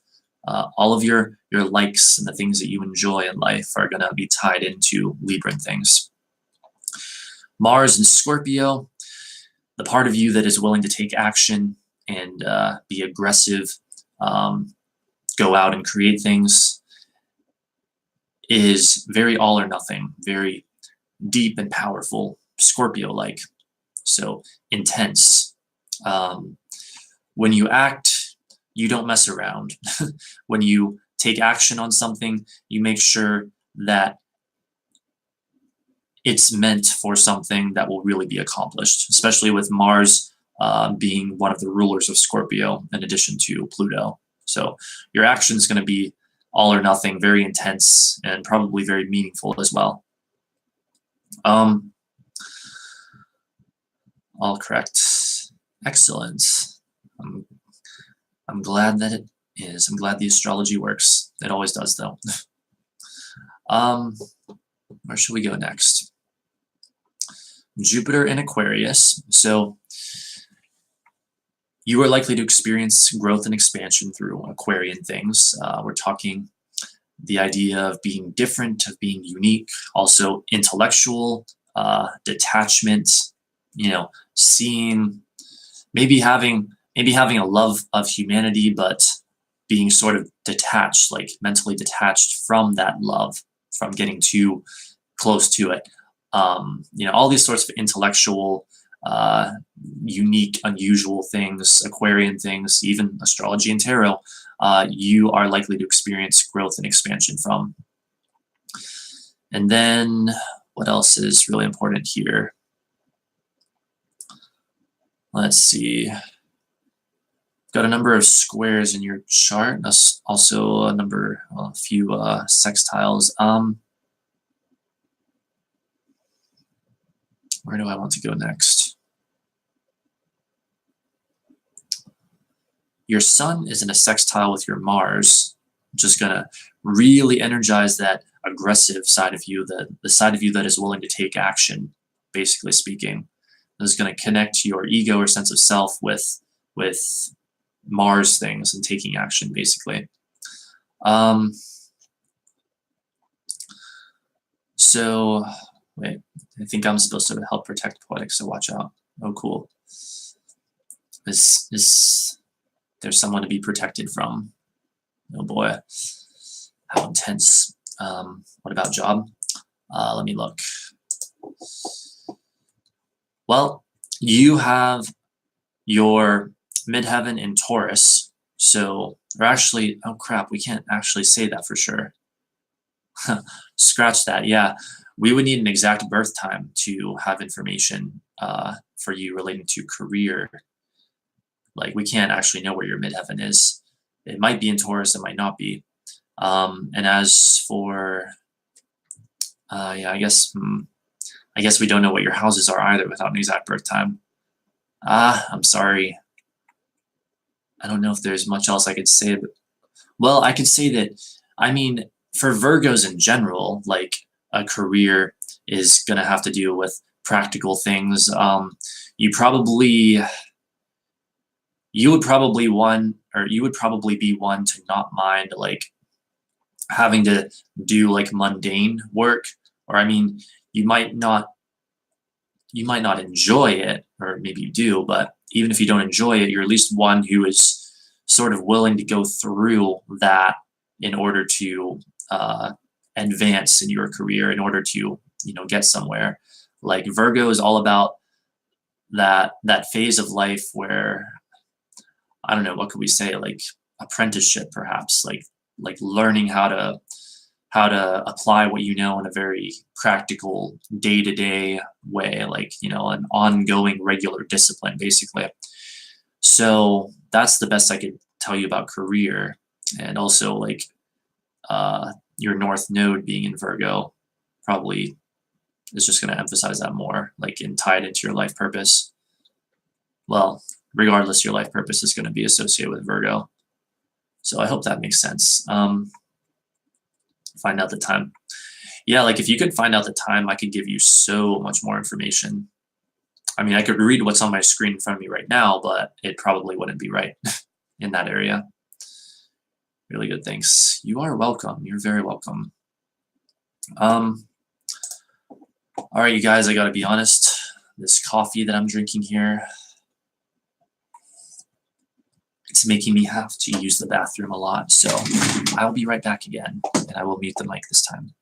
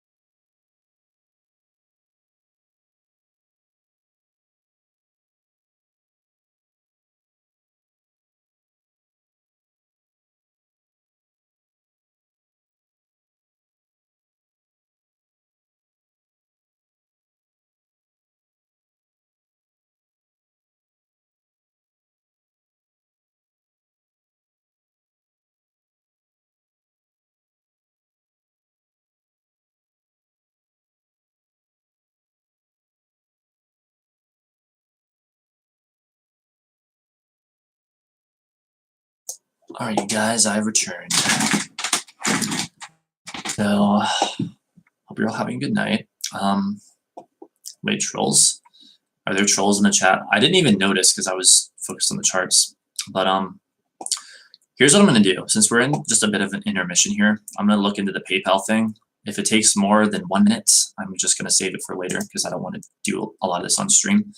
But if I can just, because I think I did that before, like got a donation link. If I can just do that real quick, then I guess I might as well real quick.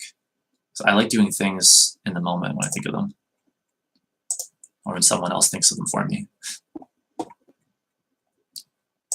So yeah, and don't worry, I won't let this take very long. And then we will, well, we will look more into the Hierophant card, or we can even go back to reading more charts or whatever if you guys want to. Yes, we will look deep into the Hierophant card sooner or later.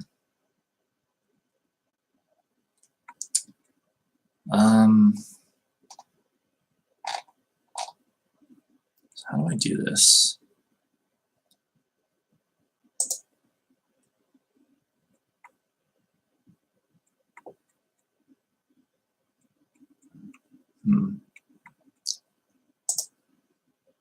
If anyone knows how to do this on PayPal, if it's like really easy, just tell me real quick, please, and then I'll do it. Otherwise, I'll save it for later.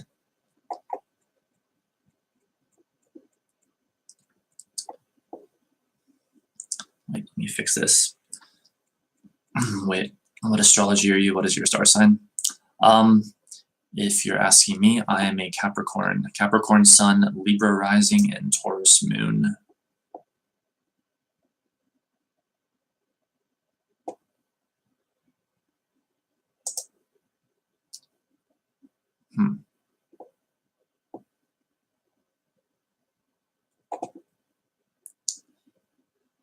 Yeah, I'm not really seeing how to do this on here.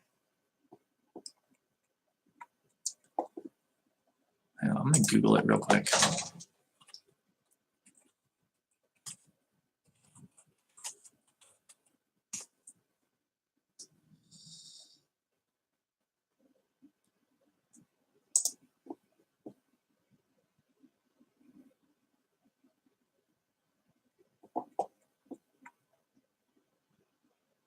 All right, well, this just looks like it's going to take way too long, so we're not going to do it live on stream right now.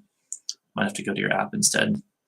All right, well, I'll look at it later on, like after, like between streams, because I'm going to get off in a little while, like maybe in like 20 minutes or so to have lunch anyway, and then come back later after lunch with more stuff as usual. So I'll just do it when I'm not live. So let me locate the Hierophant card here again, and we're going to look up some interpretations. Actually, I'm going to get the book I have on it loading on my tablet. And we will look deep into this card. So yeah, you guys, I actually got up at the right time today, and thus, therefore, I was able to stream early like I intended to, like early in the evening. Very happy about that. Though I did have to get only like 4 hours of sleep in order to do it, but you know, whatever.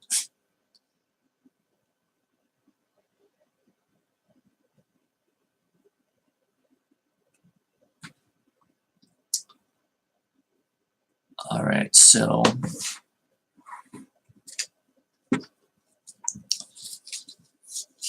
where did the Hierophant card go? Let's see if it just jumps out at me.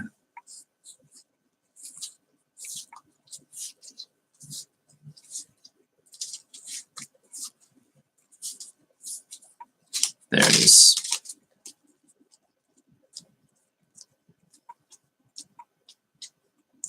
Wait, come play pool and drink bourbon with me. Probably can join in. That does sound like a lot of fun. Maybe that is a rendezvous that will somehow take place sometime. It'll just manifest naturally. Anyway, so here we go. As usual, I'm going to read these interpretations, and then I'm going to give you my interpretation of the interpretations. And you guys are free to ask questions about it, as always. Hierophant description. The Hierophant is known as the High Priest in some decks. He is the masculine counterpart to the High Priestess. He is also known as Chiron, the Pope, and the Shaman. Chiron, that's a funny thing, considering the associations with that some of you may be aware of. The crown he's wearing has 3 tiers to represent the 3 worlds. His right power hand is raised in benediction, the same hand the magician is raised. In the magician, he was taking raw power from the universe and manifesting it on the material plane. In the Hierophant, that power is channeled through society, parentheses, as in the religions of the world. The triple scepter is another symbol of his dominion over the three worlds. The cross keys represent a balance between the conscious and subconscious minds. Okay, there you go. There's the thing with the keys. According to this, they represent a balance between the conscious and subconscious minds. Interesting stuff. All right, let's see. These are the keys that unlock the mysteries. The Hierophant is ruled by Taurus. On the Hierophant, we see a religious figure in a formal church setting. He is wearing 3 elaborate vestments of his office. His task is to bring the 2 initiates into the church so they can take up their appointed roles. Besides churches, there are schools, clubs, teams, companies, and societies. The Hierophant represents all of these because his realm is structured groups with rules and assigned roles. That's another aspect to this card I forgot to cover earlier, so I'll talk about that here in a moment. Such environments emphasize belief systems, facts, rules, procedures, and ritual. Members are rewarded for following conventions. They develop a group identity. Yeah, so that's another huge aspect to this card, right? Let me unbend it. This idea of groups and grouping together and being in an organization of various kinds, I guess, and having roles within that organization, like that area of human life experience, that area of the ego's journey through life or the self's journey through life, whatever. So not just in a religious sense, though that's certainly a part of it, but indeed this it's like representing the power of the group, interestingly enough, which is funny because, this card is Taurian, and the group, when I think of that, I think much more of Aquarius and maybe even Pisces in a way. So I've got to be honest, even after a couple years of intensive study of this material, I can't really figure out why this card talks about the group. I know about it, I understand how it fits in and stuff, but it's one of those weird things that I haven't quite cracked yet.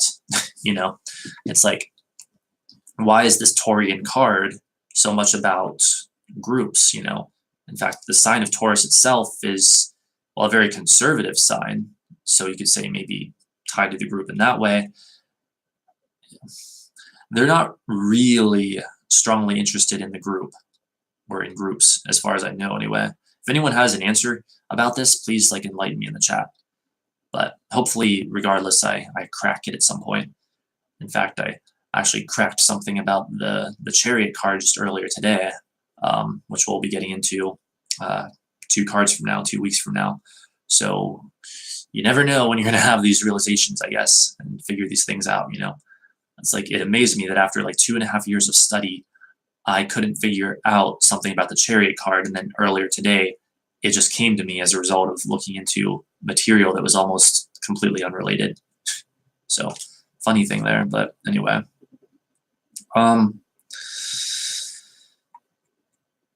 Let's see. Wait, we're making a group now. I don't know what you mean exactly, but cool. So, let us move on to the meanings.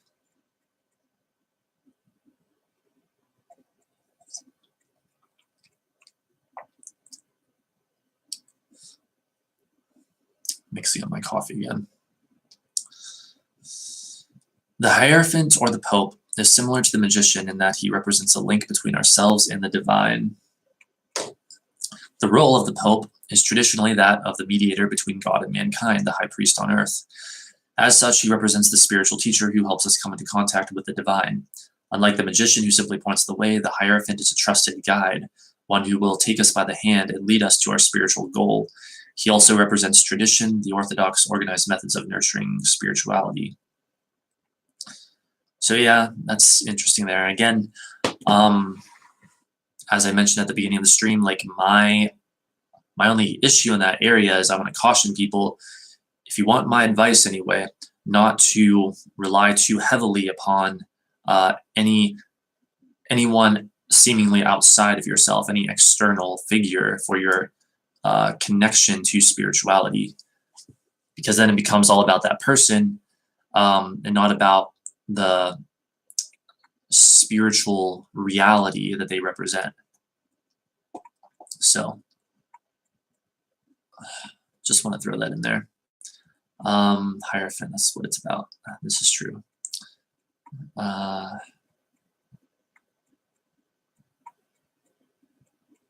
is going on here? The random dribble is what makes this chat so great. Two strong opposing forces being harnessed together under one reigning mover.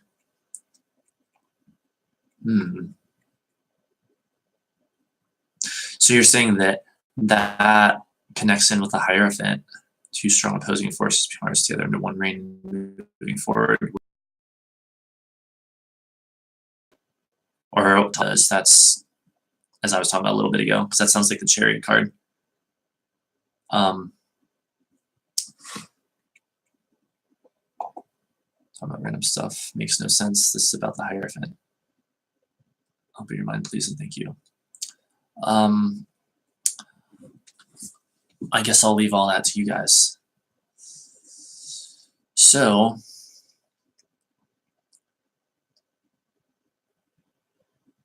let us continue.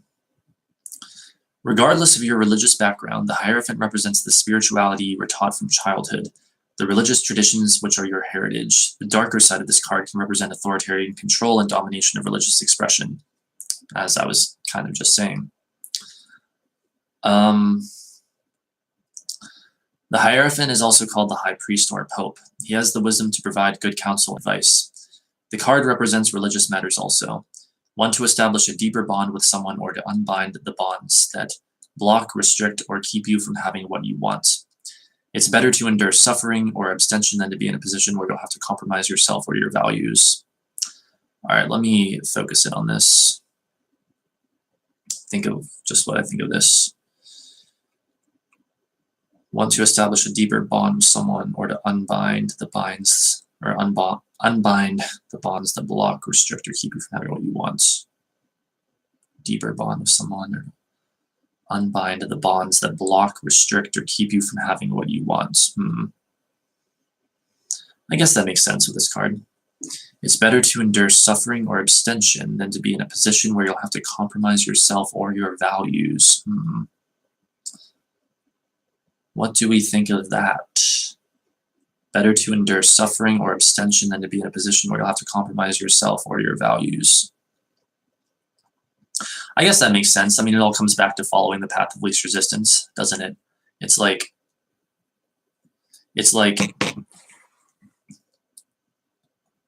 if being in a position that compromises you ultimately is worse off for you, then of course making the sacrifice of abstaining or whatever is the path of least resistance and is the choice to make, you know. The path of least resistance doesn't just mean like what is easier right here, right now in this moment, though it can often be that.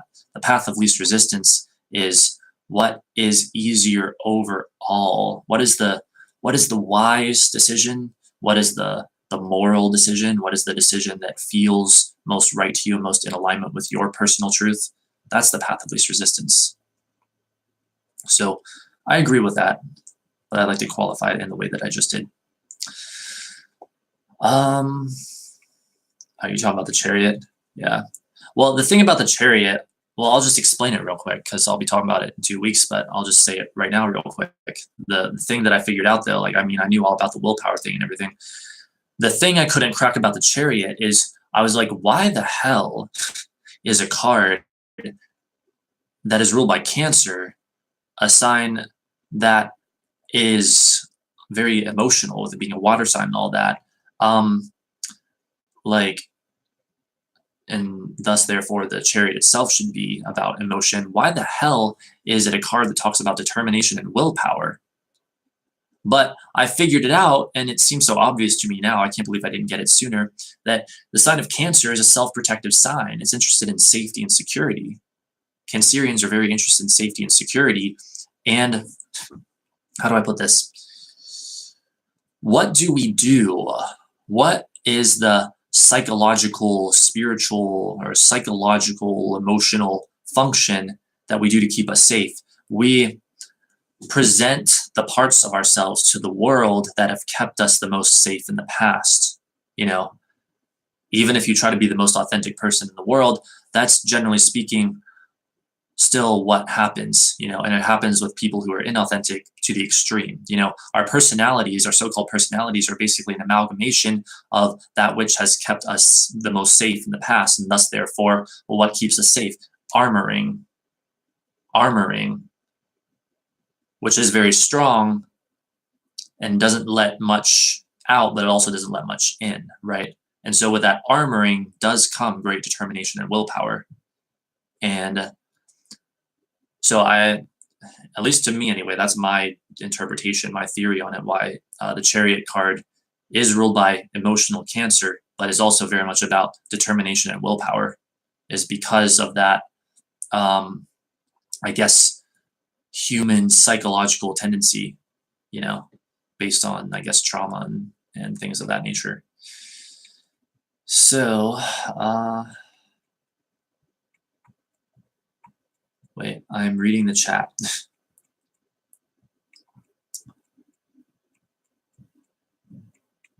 Dude, what are these guys in the chat even talking about? That's what I'm trying to figure out right now.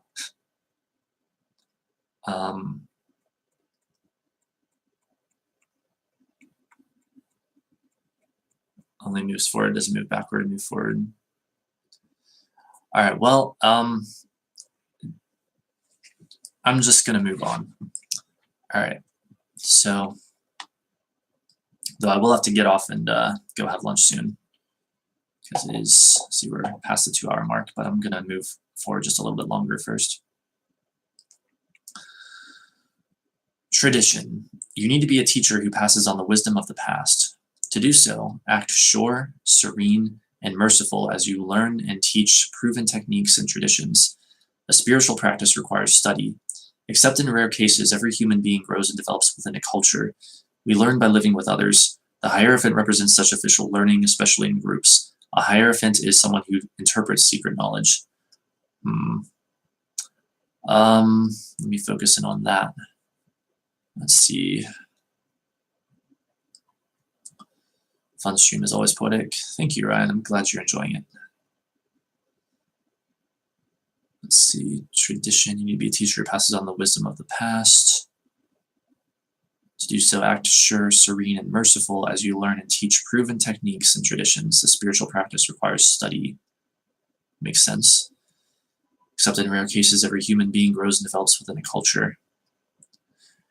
That's another important point worth mentioning with the Hierophant card, is that in its association with groups, like us human beings, we are social creatures, and this is a big issue. We're social creatures, and yet a lot of times we don't have, especially these days, the connection that we need and crave. Our natural state, though, is to be connected with other people, and this includes me, by the way. I'll have you know. The last thing I want people to think is that like I'm doing these streams and like trying to call myself some, like, I don't know, spiritual teacher or something who has all the answers. No, far from it. I'm doing these streams just because they're fun to do. And no, I don't have all the answers. In fact, I basically, and I have no problem saying this to the world right now, I am pretty much starving for connection. That is a huge challenge for me, like finding someone to actually like connect with. I am like emotionally starved in that area. And so that's a huge issue worth talking about. And I don't want to get into it all right now because I need to take a break from streaming soon and go have lunch. But I will say this, yes, indeed, like this theme of like being a part of a group and being connected to other people, it's essential for our mental and emotional and even physical health, to the best of my knowledge. And that's probably why I've been feeling so crappy in recent times, because I haven't had any genuine connection in forever, or very little, if any, I guess.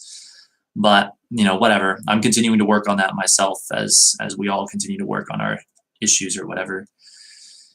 But yeah, just I think that's really worth mentioning about this card. Being part of a group means at least having some kind of connection with other people, and that is an important part of life. It really is. It really is. And religions, as much as I might have some issue with them, though I'm also not wanting to push against them, like, you do have to admit that, like, going to church and stuff like that, it's like, well, it does give people a sense of community and stuff like that. But you can find that through other means too, I mean, we could even find it kind of right now through, like, live streaming, though I guess it's always better when people are in person. But regardless, finding that sense of community and being part of a group is extremely helpful and healthy and essential, in fact. So there you go. Wait, doing great, poetic. Thank you. Glad that you enjoy. No one does. When you have all the answers, you die. Damn. So I'm just, my inner drive is to die because I want to have all the answers. I'm just kidding. But I do have an endless thirst for knowledge, like all Capricorns tend to. So let me just finish up this paragraph, and then I guess that's going to be it for now. We learn by living with others. Indeed, the Hierophant represents such official learning, especially in groups. Interesting. A Hierophant is someone who interprets secret knowledge. Indeed. All right. Well, I don't want to take a break from streaming right now, but I kind of have to. I'm hungry, and gotta give my body its fuel. And I'm also looking at that PayPal thing. So thank you so much for being here, everyone who is here now and who has been here. I'll be back probably in about 2 hours because I'm going to spend some time eating and then looking at the PayPal thing, and then maybe like doing other little things that need done. And I will be back with more on the Hierophant tonight, the Hierophant Part 2, as soon as I can be, really. So have a great time. Love the stream as always. Thanks so much, Little Laughing Lung. I'm so happy that you enjoyed it. And I hope to see you guys later. All right. I will see you soon. Bye-bye.